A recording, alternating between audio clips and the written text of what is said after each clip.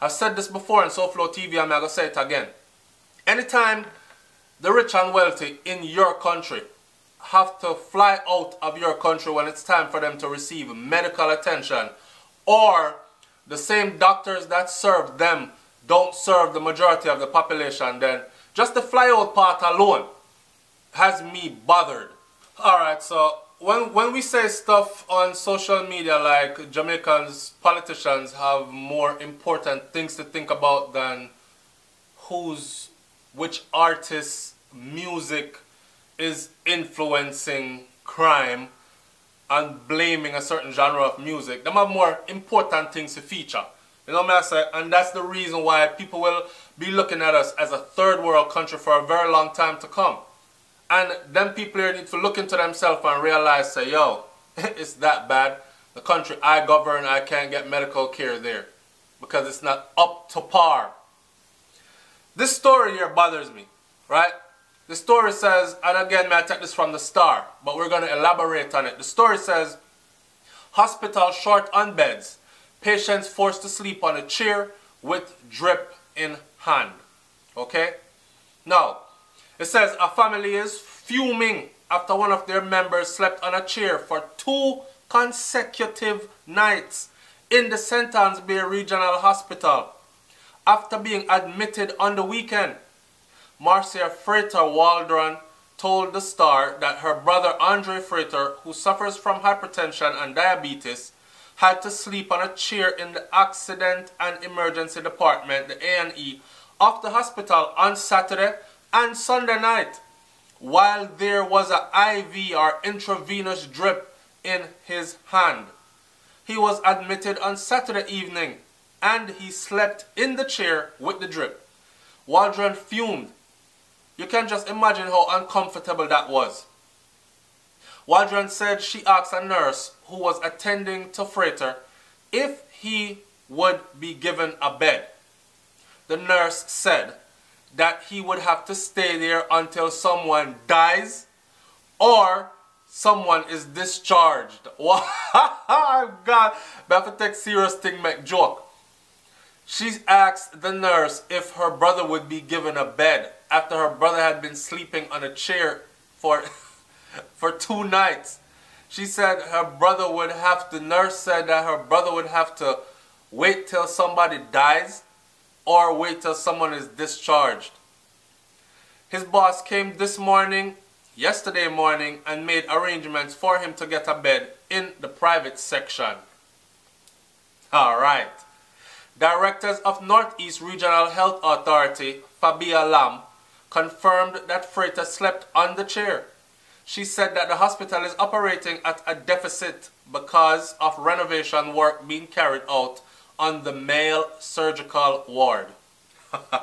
The St. Anne's Bay Hospital is a 300-bed facility. Wow, that's huge. But right now, we are operating at a deficit because the surgical ward, which is a 45-bed ward, is out of use, Lam said.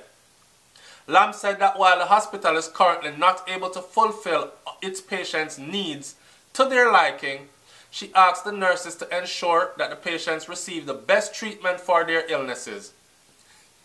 Oh God. We asked for a weekly report to ensure that the patients will be given their treatment while they are in the A&E. I sit down and sleep on chair.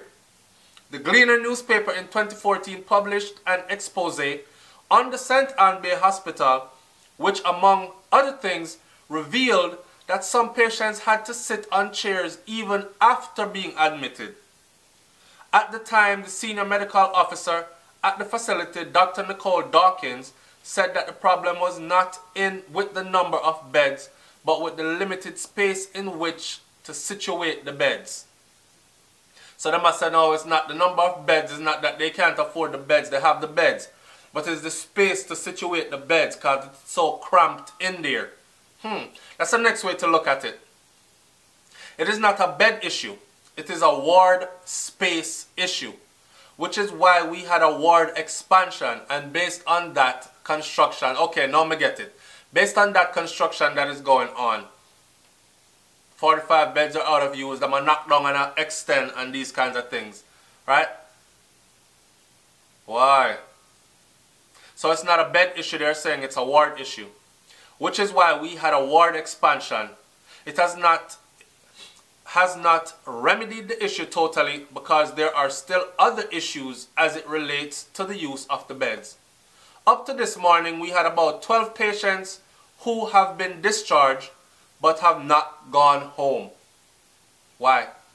So that's one of the set of beds that is not turning over fast, Dawkins said. And that was in October of 2014. We're talking about 2017 now. Check this out. So, let me ask you something. Hospital short on bed, right? Or space to put bed, right? Patients forced to sleep on chair with IV, intravenous thing hooked up to them arm. Jamaica's third world health system. In this Jamaica's third world health system, you have Governor General gets $43 million worth of car and elevator. I'm going to say it again. In Jamaica's third world health system, where people are forced to sleep on a chair sitting up after being admitted to the hospital because there's either no bed or no space to put a bed, the Governor General gets a $43 million car and elevator. Meanwhile, the government ministry or minister or other high-ranking officials or politicians, they are recuperating in some USA, Canadian or British hospital at taxpayers' expense. Pretty thing.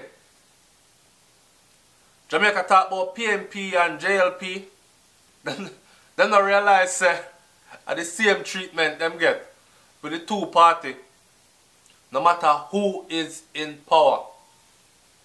Now, I have a virgin of Jamaica and him said, when he's down there, Jamaica nice enough. Jamaica nice, but certain things shouldn't have gone.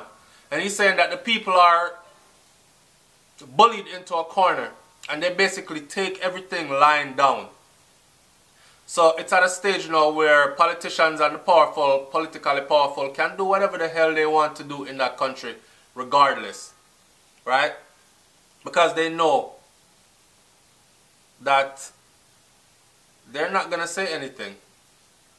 The people in masses are not going to say anything. They are easily brainwashed, easily bought. And just like when politics time come again, man, you know, see how Andrew Holness do the whole, damn, shouldn't even mention him name. But, you know, see the whole, where you get a new clocks, the daddy, and him step out in them clocks and everything, and then two twos them a talk about how the influence that reggae music or dancehall music has and Vybz Kartel has on whatever. Somebody linked my channel the other day, off topic a little bit, and said, SouFlo, I was so happy to find that video for showing how them hate the man. I was so happy to find a video that you were not speaking about Vybz Kartel, and then after watching almost all of the video, bam, you put him name in there. I was so disappointed. All idiot. Anyway, back to what I was saying. $43 million car and elevator? Really? Governor General? How much $1 million them just spend for remove zinc fence and for putting up the place? And I remember when Obama was coming to Jamaica, they spent millions, like in the flash of an eye, to fix up the road and all them something there. Right? Damn. When will we ever get a better health care system in Jamaica? Because this is just horrible. This is really just horrible. But we beat Etana bad when Etana said she had voted for Trump, right? And we beat her even worse when she said certain other things. Now, it was up to you and your political choices. Everybody have their own political choice. If she's not USA and she have vote, that means she's a citizen. That means that she's not a citizen of Jamaica any longer. She's a citizen of the US. If she there vote, right? Because permanent resident green card holders cannot vote here at presidential elections. So, if she say him she have vote for, that means she's a citizen here. Now, she said some very important things. She said she'll take care of herself, go foreign when she get older, because she don't want to grow old in a Jamaica where if something happened to her, she call for an ambulance and no ambulance can come, or there's no ambulance to show up if you're at home going into distress. So she was speaking to our healthcare system, right? And to tell you the truth, we beat the girl up badly. Or should I say we beat the Empress up badly, because she's no girl. We beat her up badly on that, but these are certain things that we have to look into. We can't be, and I've said this before, I'm going to say it again, we can't be that patriotic. Oh, me love Jamaica, my place, don't say nothing about it, because most Jamaicans are extremely patriotic. If you say anything bad about Jamaica, then mad for chop off your head, including me. Including me most times. Don't disrespect my place in front of me. But at the same time, if you see a load of shit in your living room, you're not going to clean it up. Or you're not going to make attempts to find out who put it there and make sure them don't come back in your house no more. Or you're going to fix the problem. So that's what I'm saying. We have to look at these things, man, and figure out solutions. Now, I'm not giving any solutions today, but I am telling you, actually, I'll give one solution. Here's a solution.